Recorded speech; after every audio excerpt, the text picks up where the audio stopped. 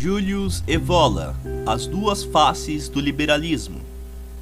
Resulta sumamente sintomático e humorístico o fato de que hoje em dia se repute o liberalismo como uma formação de direita, quando em épocas anteriores os homens de direita viram a este como a um cuco, como a uma força subversiva e desagregadora, da mesma maneira que, na atualidade, são considerados, também de parte dos mesmos liberais, o marxismo e o comunismo.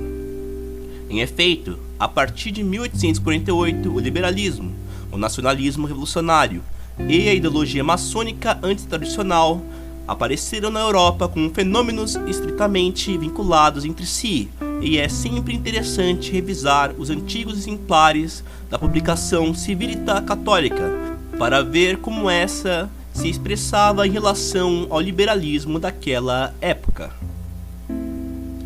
Porém, nós deixaremos de lado tal circunstância para fazer uma breve menção, necessária para nossos fins, com relação às origens do liberalismo. É sábado que tais origens devem ser buscadas na Inglaterra, e pode-se dizer que os antecedentes do liberalismo foram feudais e aristocráticos. Há que fazer referência a uma nobreza local apegada a seus privilégios e suas liberdades, a qual, desde o parlamento, tratou de se defender de qualquer abuso da coroa. Logo disso, simultaneamente com o avanço da burguesia, o liberalismo se refletiu na ala Whig do parlamento, opondo-se aos conservadores, os Tories. Porém, há que se ressaltar que até então o partido desenvolvia a função de uma oposição orgânica, mantendo-se firme a lealdade ao Estado, de modo tal que se pôde falar de a lealíssima oposição de Sua Majestade. A oposição exercia no sistema bipartidarista uma simples função de freio e de controle. O fator ideológico de esquerda não penetrou no liberalismo, senão em um período relativamente recente, e não sem relação com a primeira Revolução Espanhola, de modo tal que a designação originária dos liberais foi a espanhola, quer dizer liberales e não liberaus, como na inglês. E é aqui onde começa o declive. Deve-se ressaltar, pois, que o primeiro liberalismo inglês teve um caráter aristocrático. Foi o liberalismo de Gentleman. Isso é um liberalismo de classe. Não se pensou em liberdades que qualquer um pudesse reivindicar indistintamente. Subsiste ainda hoje em dia na Inglaterra este aspecto sadio e no fundo apolítico do liberalismo. O liberalismo não como uma ideologia política social, senão como uma exigência de que, prescindindo da particular forma de regime político, o sujeito possa gozar de uma máxima de liberdade, que é a esfera de sua privacy, de sua vida de pessoa privada, seja respeitada e seja evitada a intromissão de um poder estranho e coletivo. Desde o ponto de vista dos princípios, este é um aspecto aceitável e positivo do liberalismo, que deveria diferenciá-lo da democracia, posto que na democracia o momento social e coletivista predomina sobre a liberdade individual. Porém, aqui nos encontramos também com uma mudança de direção, posto que um liberalismo generalizado e indiscriminado, ao assumir vestimentas ideológicas, se fundiu no continente europeu com um movimento iluminista e racionalista. Aqui alcançou o primeiro plano o mito do homem que, para ser livre e verdadeiramente si mesmo, deve desconhecer e rechaçar toda forma de autoridade, deve seguir tão somente a sua razão, não deve admitir outros vínculos mais além que os extrínsecos, os quais devem ser reduzidos ao mínimo, pois sem os quais nenhuma vida social seria possível. Em tais termos, o liberalismo se converteu em sinônimo de revolução e de individualismo, um passo mais e se chega à ideia de anarquismo.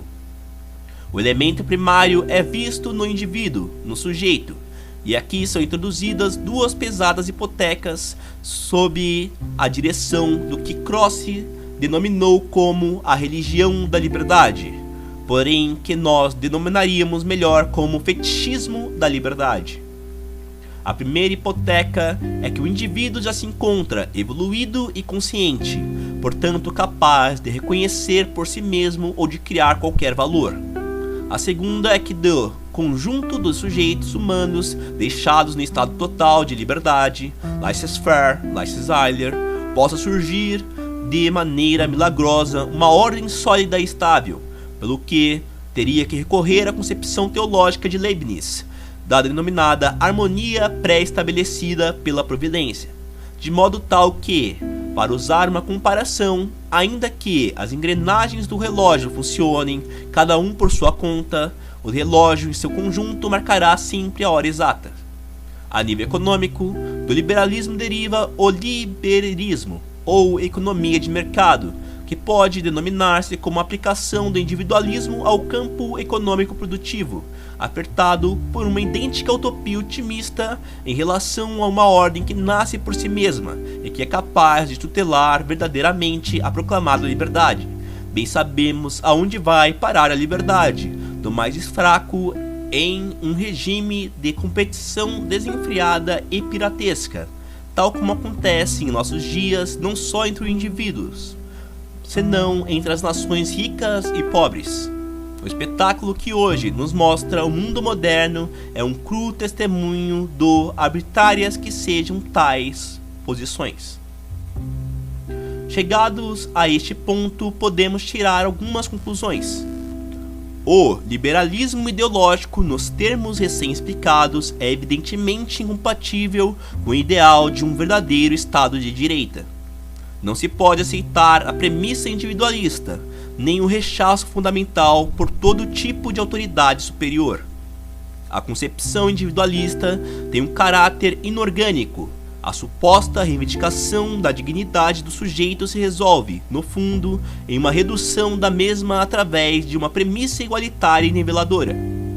Assim, pois, nos tempos mais recentes, o liberalismo não teve nada que objetar ao regime do sufrágio universal da democracia absoluta, onde a paridade de qualquer voto, que reduz a pessoa a um simples número, é uma grave ofensa ao indivíduo em seu aspecto pessoal e diferenciado.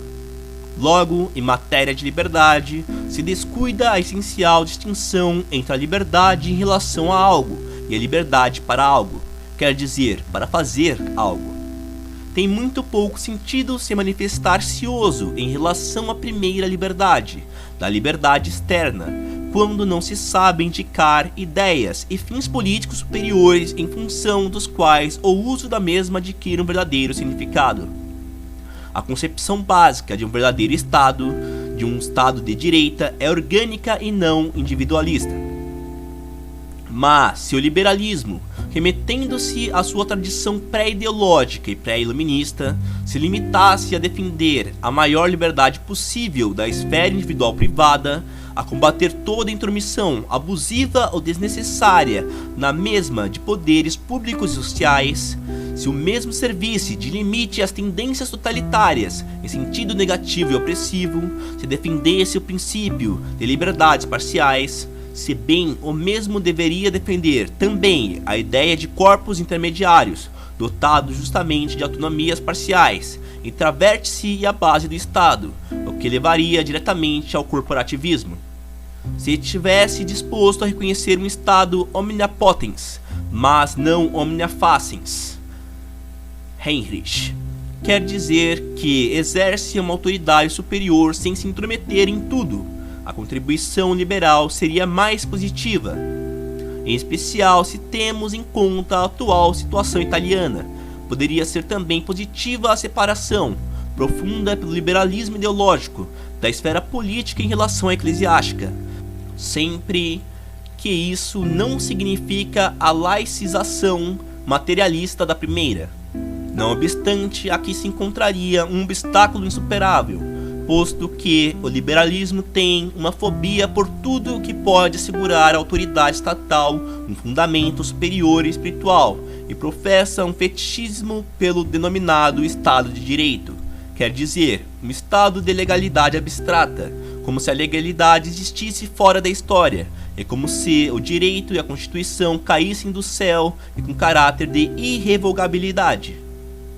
O espetáculo da situação a que conduziu a partidocracia neste regime de massas e da demagogia deveria nos fazer refletir em relação à antiga tese liberal e democrática, de que o pluralismo desordenado dos partidos seja uma garantia verdadeira de liberdade.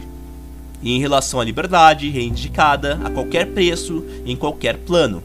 Por exemplo, no da cultura, seria necessário fazer hoje em dia uma série de precisões oportunas, se é que não se quer que tudo vá à deriva de forma acelerada.